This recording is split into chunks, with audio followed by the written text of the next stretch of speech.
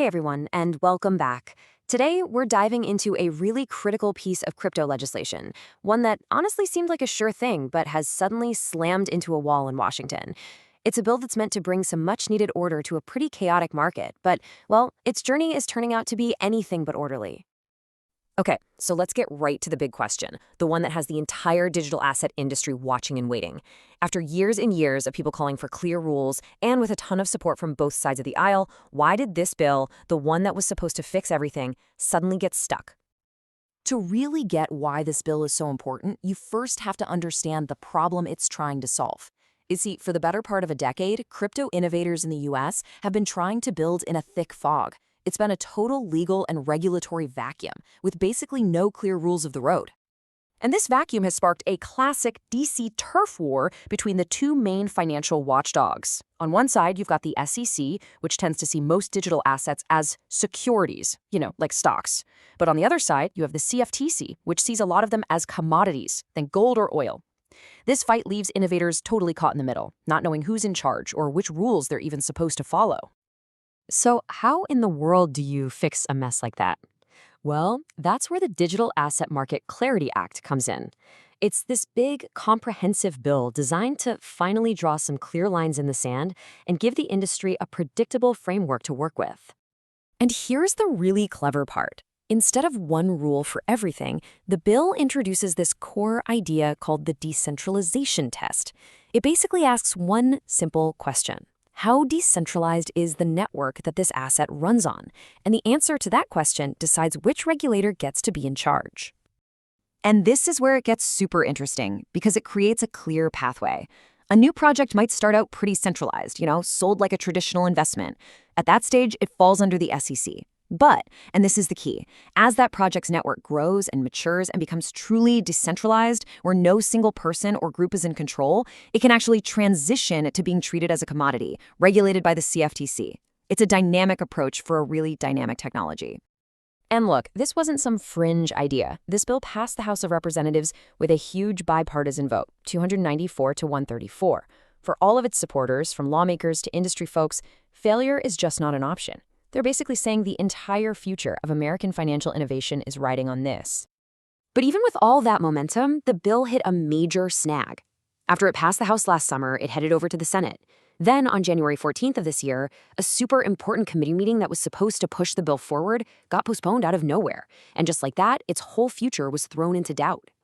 So what on earth happened? Well, the reason they hit the brakes was a flood of over 100 proposed amendments. And we're not talking about minor tweaks here.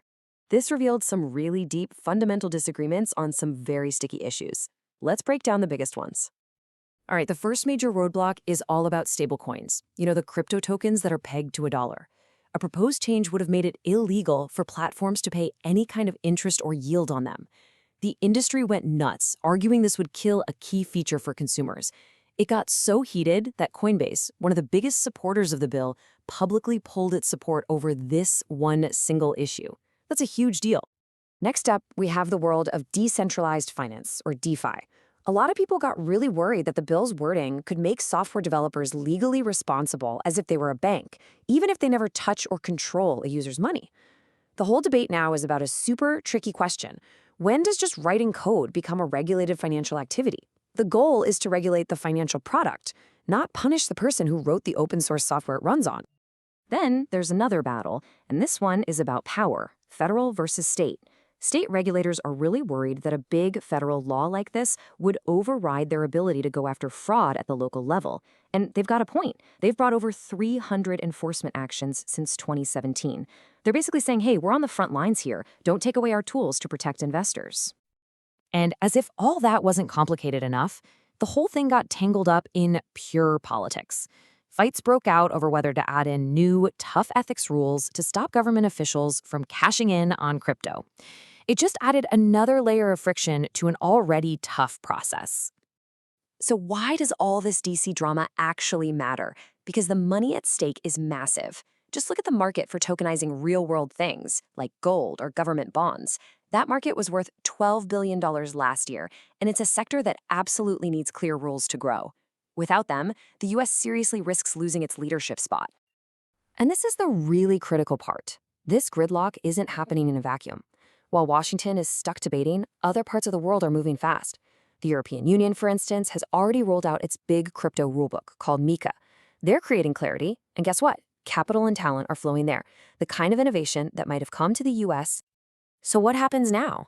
Well, experts pretty much see 4 ways this can go.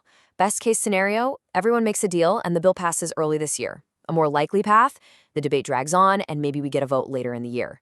A third option is they decide the whole thing is just too complicated and they break it up into smaller, more targeted bills. And the worst case scenario for supporters, nothing happens before the midterm elections and they have to start all over again with a brand new Congress. And that leaves us with the final multi-billion-dollar question. This isn't really just about one bill or one technology anymore. It's about whether the US is going to create the environment to lead the next chapter of finance, or if this gridlock will cause it to lose its spot on the world stage. For now, the answer to that question is still stuck in committee.